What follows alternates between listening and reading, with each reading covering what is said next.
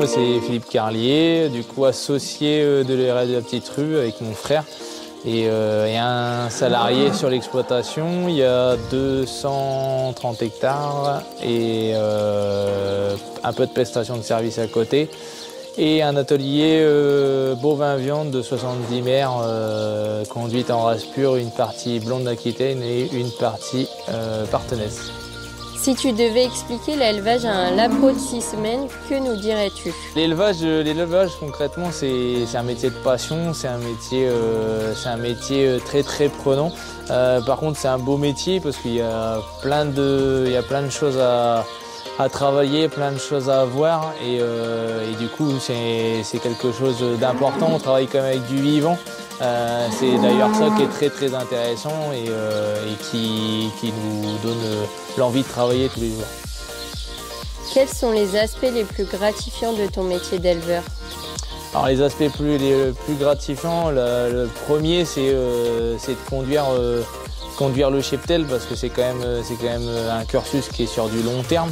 La deuxième chose c'est que nous clairement l'atelier bovin nous a permis aussi de garder du coup l'apprenti qui était en formation à la ferme. Et après dernière chose et qui est la plus importante, c'est quand même que l'élevage permet mine de rien de nourrir la population. C'est quand même ça qui vous permet aujourd'hui d'avoir entre guillemets de la bonne viande dans votre assiette. Quel est le nom le plus original que tu aies donné à un animal? Alors le nom le plus original, c'est tout simple, on l'a donné avec ma copine, du coup c'est Trouspette. Pourquoi?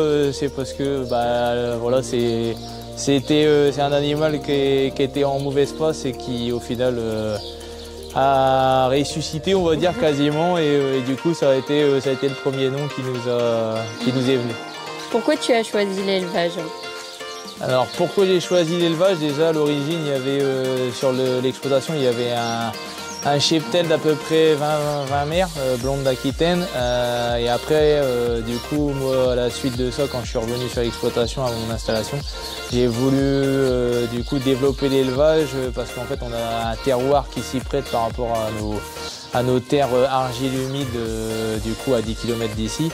Et ça nous permet d'avoir des pâtures qui ont une bonne productivité et du coup ça c'était le premier point. Et le deuxième point c'est aussi par rapport à la pression du foncier qui est actuellement dans notre secteur et du coup la manière de pouvoir développer l'exploitation sans être obligé d'aller chercher du foncier c'était l'élevage et du coup avec le développement du coup du cheptel bovin avec du coup la blonde d'Aquitaine en particulier et après avec la création de l'autre filière entre guillemets partenaise au moment de mon installation en 2017.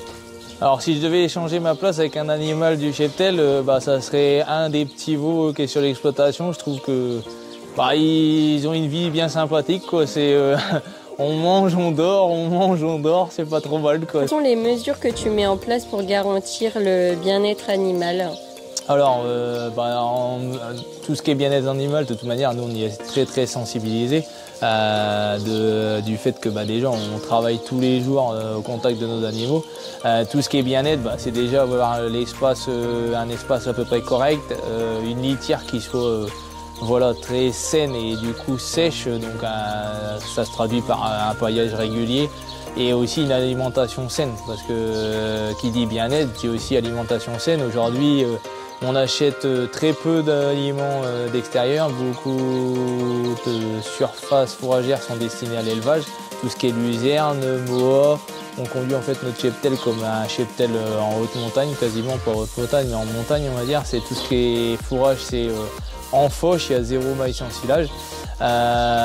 Et derrière ça, on aplatit du maïs grain qui est produit sur l'exploitation pour pouvoir faire la correction en énergie. Et il n'y a que pour l'engraissement où on est obligé d'acheter du tourteau, mais parce que justement c'est du tourteau de lin riche en oméga 3, ce qui permet justement d'aller rechercher des éléments qu'on ne produit pas sur l'exploitation. Quels sont les principaux défis auxquels tu fais face ?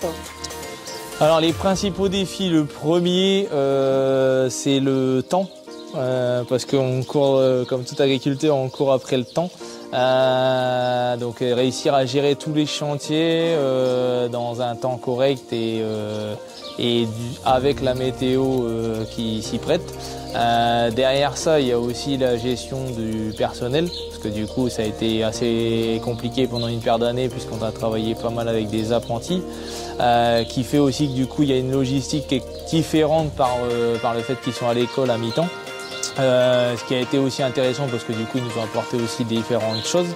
Mais à l'heure actuelle, voilà, c'est beaucoup plus simple de le gérer avec un salarié. Et du coup, le dernier point qui est le plus important pour moi, c'est l'aspect financier, parce que quand il y a deux jeunes qui s'installent sur une exploitation et qu'il y a une embauche d'un salarié, le cheval de bataille, c'est ça, c'est de savoir gérer économiquement pour qu'il y ait toujours, entre guillemets, l'approvisionnement de trésorerie. Dû aussi, il y a le fait qu'il y ait deux installations, il y a le fait qu'il y ait des salariés, et il y a aussi le fait qu'il y ait tous les contextes géopolitiques qu'on a en ce moment qui donnent une grosse fluctuation des cours, que ça soit sur nos intrants comme sur nos produits de vente. Quelles sont les compétences les plus étranges que tu as développées en tant qu'éleveur? Alors les compétences, je sais pas, voilà, j'en ai pas, enfin il y en a pas énormément, mais les compétences c'est surtout d'avoir plusieurs casquettes et ça se voit au fur et à mesure des années, surtout par rapport à l'installation. Quand on est salarié ou qu'on est juste aide familiale, on ne se rend pas forcément compte de tout ce qu'il y a à faire sur une exploitation. Dès qu'on s'installe, on prend réellement conscience de ce qui se passe. Et du coup, ouais, c'est surtout l'aspect multicasquette. Il faut aussi bien savoir se débrouiller en compta, que savoir se débrouiller dans le cheptel, que savoir se débrouiller en culture techniquement, et aussi savoir gérer indirectement, voilà, les personnes qui travaillent avec nous, que ce soit les gens en tant qu'associés ou en tant que salariés ou avant en tant qu'apprentis. Et quand il y a des apprentis, il faut savoir aussi gérer le relationnel avec les parents.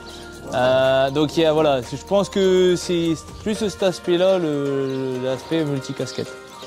Quelle est la chose la plus surprenante ou drôle que tu as vécue en tant qu'éleveur? Comme quoi l'élevage nous réserve parfois des surprises. Tout à l'heure, je parlais de l'histoire du prénom donné le plus surprenant. Du coup, là, par exemple, on a voilà, cet animal-là qui... On pensait clairement que ça allait mal se terminer. Et au final, on a réussi à la tenir, tant bien que mal, elle s'est battue. Et du coup, c'est ça qui nous donne l'envie aussi chaque jour de se lever, c'est que quelquefois on a des bonnes surprises. On passe énormément de temps dans notre élevage, mais au final, un animal qui était voué carrément à l'échec, est revenu à lui sans aucun problème. Et aujourd'hui, c'est un animal qui est en pleine santé, on en fait ce qu'on veut, c'est limite quasiment un animal domestique, quoi. Donc ça nous a pris énormément de temps, il a fallu passer le biberon tous les jours, même 2-3 fois par jour, mais aujourd'hui voilà, l'animal nous le rend, puisqu'au final il nous sert clairement de meneuse dans le cheptel. Donc quand il y a un souci, on sait quelle bête prendre pour aller travailler, quoi. Peux-tu nous expliquer l'importance de la transmission de savoir et des valeurs agricoles? Alors l'importance de la transmission de savoir, pour moi c'est hyper important. C'est ce que j'ai fait il y a déjà quelques années avec du coup notre salarié qui était apprenti et qui a été stagiaire auparavant.